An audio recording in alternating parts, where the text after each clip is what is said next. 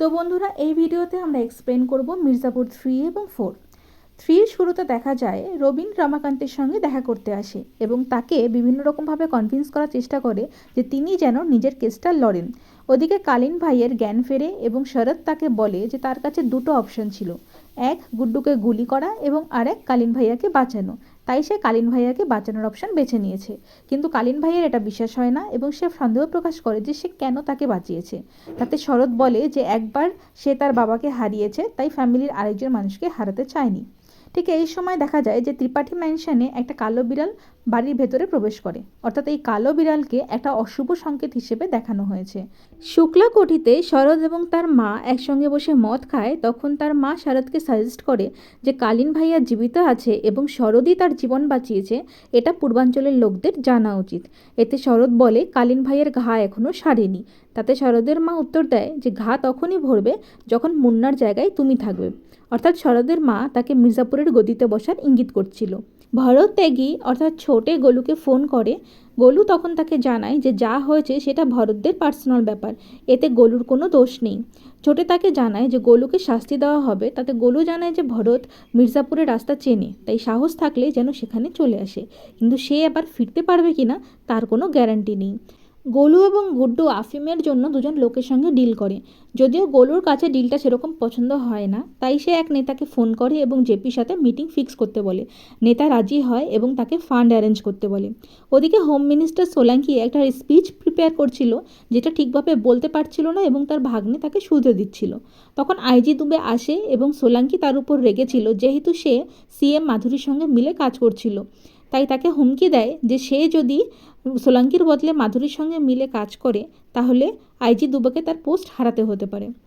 মাধুরীর assistant তাকে বলে যে এখন পাবলিক ক্ষিপ্ত আছে, তাই আমবাগের প্রজেক্ট নতুন করে চালু করা উচিত, তাহলে পাবলিকের অ্যাটেনশন অন্যদিকে ঘুরে যাবে এবং আমবাগের প্রজেক্টের ওপর মাধুরীর বাবার নাম থাকবে, তাতে মাধুরী সিম্প্যাথিও পাবে।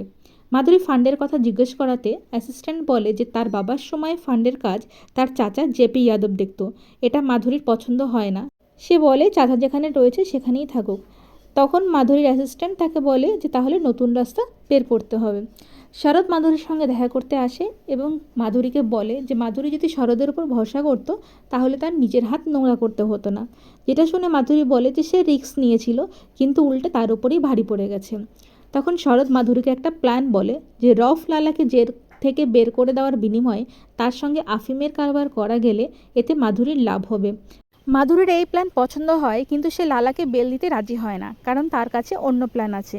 এদিকে জেলের মধ্যে কয়েদিদের ডিউটি ডিভাইড করা হচ্ছিল, যেখানে জেলার জিজ্ঞেস করে যে ফ্যাক্টরির কাজ কে করবে।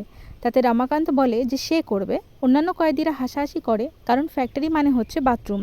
জেলার তখন রমাকান্ত এবং গেরুয়া নামে অন্য এক কয়েদিকে রান্নাঘরের দায়িত্ব দেয়, যেটা শুনে কয়েদিরা ভয় পেয়ে যায় এবং রমাকান্তকে বলে যে তিনি যেন এই প্রস্তাবে রাজি না হন, কারণ গেরুয়া একজন ডেঞ্জারাস কয়েদি, উকিলদের উপর তার খুব রাগ। এর আগেও সে দুজন উকিলকে মেরে ফেলেছে। তাতে রমাকান্ত বলে যে সে কাউকে ভয় পায় না। ওদিকে ত্যাগীদের ঘরে ছোটে এবং গিনি খেলছিল। যেহেতু ঘরে থাকলে ছোটেকে বৌদির সঙ্গে তাকে স্বামী স্ত্রীর মতো থাকতে হবে, তাই সে ঘরে খুব কম থাকে। ছোটের মা গীতা এটা খেয়াল করে, তাই তাকে সেদিন ঘরে থাকতে বলে। রাতের বেলা স্যালোনি ফ্রেশ হতে যায়, সেই সুযোগে ছোটে গিনিকে টেনে নেয় যাতে স্যালোনি এসে ছোটের পাশে না ঘুমোতে পারে।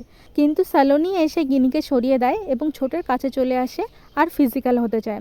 বৌদির সাথে ফিজিক্যাল হতে ছোটের খুব অস্বস্তি হয়, সে শরীর খারাপের বাহানা করে।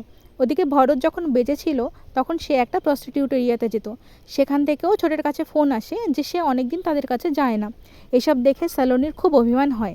সে ভুল বোঝে আর ছোটেকে বলে যে তার যদি ঘরে মন না টেকে তাহলে যাদের কাছে সে যেত তাদের কাছেই যেন চলে যায়। ছোটে স্যালোনিকে বুঝিয়ে বলে যে এরকম কোনো ব্যাপার নেই। স্যালোনি এত ভালো ব্যবহার দেখে খুব খুশি হয়। সে ছোটেকে জড়িয়ে ধরে এবং কিস করে। ছোটে হকচকিয়ে যায় এবং মনে মনে খুব গিল্ট ফিল করে। ত্রিপাঠী ম্যানশনে বিনা লাল্লার জন্য একটা ছাগলের মূর্তি তৈরি করে। হঠাৎ হাত পিছলে যায় এবং মূর্তিটা খারাপ হয়ে যায় এবং সেটা দেখতে এমন হয়ে যায় যেন কেউ ছাগলের গলা কেটে নিয়েছে। এমন সময় একটা কালো বিড়াল সামনে দিয়ে হেঁটে যায়, যেটা দেখে বিনা খুব ভয় পেয়ে যায়। তার মনে অস্বস্তি শুরু হয়ে যায়। ওদিকে কালীন ভাই মুন্না মৃত্যুতে খুব কষ্ট পায়। সেটা দেখে দাদা তাকে বোঝায় যে যে অযোগ্য সে মরবে। এখানে দেখা যায় যে কালীন ভাই তার ছেলের মৃত্যুতে যতটা দুঃখ পায়, দাদা তার ছেলের মৃত্যুতে ততটা দুঃখিত নয়। পিছনে দাঁড়িয়ে ছোটের খুব মন খারাপ হয় এইসব কথা শুনে। পরের সিনে দেখা যায় গোলুর ইনফর্মার গোলুকে বলে শরৎ সপ্তাহে 2-3 বার বিহারে যাওয়া আসা করে। এটা শুনে গোলু বুঝতে পারে যে কালীন ভাই বিহারে রয়েছে। তাই ইনফর্মারকে সে খোঁজ লাগাতে বলে যে বিহারে কোন জায়গায় কালীন ভাই রয়েছে। মাধুরীর অ্যাসিস্ট্যান্ট এবং শরৎ আফিমের ক্ষেত দেখতে আসে। তখন অ্যাসিস্ট্যান্ট বলে যে শরৎকে পার্টি ফান্ডে 5 কোটি টাকা দিতে হবে। শরতের কাছে এখন এত টাকা নেই, তাই সে বলে যে এই আফিম কাটা হবে, বিক্রি হবে, তারপরে পয়সা আসবে। যেটা শুনে অ্যাসিস্ট্যান্ট বলে যে ফান্ডের টাকা অ্যাডভান্সই দিতে হবে। জেলের রান্নাঘরে রমাকান্ত ময়দা মাখতে মাখতে খেয়াল করে গেরুয়া তার দিকে তাকিয়ে রয়েছে। আসলে গেরুয়া রমাকান্তের পিছনে কিছু লোকের দিকে তাকিয়েছিল যারা গেরুয়াকে মারতে এসেছিল, কিন্তু গেরুয়া উল্টে তাদেরকেই মেরে দেয়। বাথরুমে গেরুয়া রমাকান্তের পথ আটকায়। প্রথমে ভুল বুঝলেও পরে রমাকান্ত বুঝতে পারে যে গেরুয়া আসলে পয়সালোভী উকিলদের অপছন্দ করে। এরপর সে তার স্টোরি বলে যে তার 9 বছরের মেয়েকে তার মালিকের ছেলে মলেস্ট করেছিল। তাতে গেরুয়া সেই ছেলেকে একটু মারধর করে। তার জন্য গেরুয়ার বাচ্চা মেয়েকে তার মালিকের লোক জীবিত জ্বালিয়ে দেয়। তাই সে তাদের খুন করে। সে এফআইআরও করেছিল, কিন্তু তার মালিক ঘুষ দিয়ে তার উকিলকে কিনে নিয়েছিল। এখনও তারা গেরুয়ার পিছনে পড়ে আছে। আজ রান্নাঘরে তার লোক গেরুয়াকে ওই কারণেই মারতে এসেছিল। গেরুয়া রমাকান্তকে রিকোয়েস্ট করে যে তার হয়ে একটা মার্সি অ্যাপিল তৈরি করতে।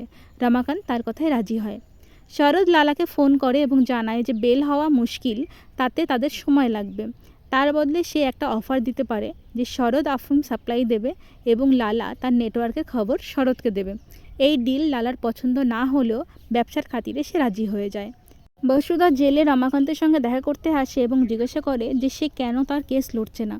তিনি বলেন যে তিনি সারা জীবন যারা অন্যায় করেছে তাদেরকে শাস্তি দিয়ে এসেছেন, তাই এখন নিজে যখন সেই জায়গায় রয়েছেন তখন শাস্তি থেকে পালাবেন না। এতে বসুধা রেগে যায় এবং বলে যে উকিলের পাশাপাশি সে একজনের বাবা এবং একজনের স্বামী, তাই অন্যায়কারীদের শাস্তি দেওয়ার পাশাপাশি তার কর্তব্য তার স্ত্রী এবং ছেলেমেয়ের দেখভাল করা। তাই নিজেকে শাস্তি দেওয়ার ডিসিশন তার একার নয়, তাকে তার পরিবারের কথাও ভাবা উচিত। একথা শুনে রমাকান্তেরও খারাপ লাগে। তিনি ডিসিশন নেন যে তিনি কেস লড়বেন। নেক্সট হিয়ারিংয়ে জাজ সাহেব যখন রমাকান্তকে 302 ধারার শাস্তি শোনান, তখন রমাকান্ত প্রতিবাদ করে যে সে শুধুমাত্র তার ছেলে গুড্ডুকে বাঁচানোর জন্য এসপি মরিয়াকে গুলি করেছেন, তাই তার ওপর 302 ধারা লাগা উচিত নয়। বিরোধী পক্ষ এর বিরোধিতা করে, কিন্তু জাজ সাহেব তার বক্তব্য খারিজ করে দেয় এবং রমাকান্তকে 2 সপ্তাহ টাইম দেয়। মাধুরী আইজি দুবেকে ডেকে পাঠায় এবং তার উপর প্রেশার দেয় যে সে রমাকান্ত পণ্ডিতের কেসে মিথ্যে বললে তাকে পুনরায় চাকরিতে বহাল করা হবে। এদিকে ছোটে প্রস্টিটিউট এরিয়াতে যায় এবং 2জন কলগার্লকে বেছে নেয়। বিনিময়ে সে তাদের প্রচুর টাকা দেয়, কিন্তু তারা প্রথমে বুঝতে পারে না যে ছোটে তাদের সঙ্গে ফিজিক্যাল হওয়ার জন্য নয়, বরং অত্যাচার করার জন্য টাকা দিয়েছে। সে এভাবে কলগার্লদের মেরে গোলুর উপর থাকা সমস্ত রাগ মেটায়। মাধুরী লালার বাড়িতে রেইড করার অর্ডার দেয়, যাতে লালার মেয়ে শবনম বাধ্য হয় শরদের সাথে বিজনেস করতে। থানায় দেখা যায় রমাকান্ত সাক্ষী হিসেবে এসপি মরিয়ার বউকে জিজ্ঞাসাবাদ করছিল। কেস কিছুটা রমাকান্তের ফেভারেই যাচ্ছিল, তখন আইজি দুবে আসে এবং মিথ্যা সাক্ষী দেয় রমাকান্তের বিরুদ্ধে, যার ফলে তার কেস দুর্বল হয়ে যায়। রায় শোনানোর সময় জাজ সাহেব রমাকান্তের ফ্যামিলির দিকে তাকায়। তাদের অসহায় মুখ দেখে তার দয়া হয়, তাই তিনি সেদিন রায় দেন না, নেক্সট ডেটের জন্য হোল্ড করে দেন। শবনম লালার সঙ্গে দেখা করে এবং বলে যে সে বিজনেস করতে চায়, কিন্তু লালা রাজি হয় না। শবনম তাকে কনভিন্স করে যে শরদের থেকে গুড্ডু অনেক ভালো, কোনো বিপদ হলে সে গুড্ডুর কাছে বেশি সুরক্ষিত থাকবে। লালা বোঝে যে শবনম ঠিক কথা বলেছে। সে গুড্ডুর সঙ্গে বিজনেস করতে রাজি হয়ে যায় ও শবনমকে সমস্ত নেটওয়ার্কের খবর দিয়ে দেয়। ডিম্পি এবং রবিন নিজেদের মধ্যে কিছুটা সময় কাটায়। ডিম্পি বলে যে সে এখন থেকে নিজের জীবন নিয়ে ভাবতে চায়, কারণ তার দাদার লক্ষ্য বদলা নেওয়া, বাবার লক্ষ্য আদর্শবান হওয়া।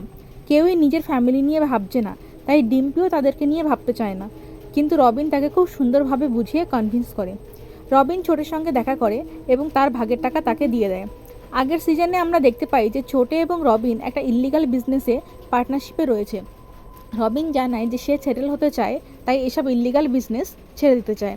ডিম্পি সুইটির কিছু জিনিস খুঁজে পায় যা সে গোলুকে দিতে চায়, কিন্তু গোলু সেগুলো নেয় না, বরং বলে জিনিসগুলো ডিম্পি ব্যবহার করলে সে বেশি খুশি হবে।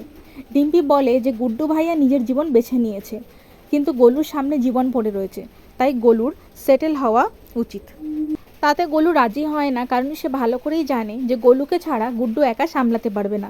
গোলু বাড়ি ফিরে দেখে যে শবনম আফিমের প্রস্তাব নিয়ে এসছে। যেহেতু এই বিজনেসে অনেক রিস্ক আছে, তাই গুড্ডু শবনমকে এই রিস্কের মধ্যে ফেলতে চায়নি। সে এই বিজনেসে না বলে দেয়, কিন্তু গোলু তাকে কনভিন্স করে। শবনম জানায় যে আফিম ডিলার ফেস টু ফেস কথা বলতে চায়, তাই গুড্ডু এবং শবনমকে রাতে মির্জাপুরের বাইরে যেতে হবে। গোলু জেলাস ফিল করলেও ব্যবসার খাতিরে রাজি হয়ে যায়। গুড্ডু এবং শবনম রওনা দেয়।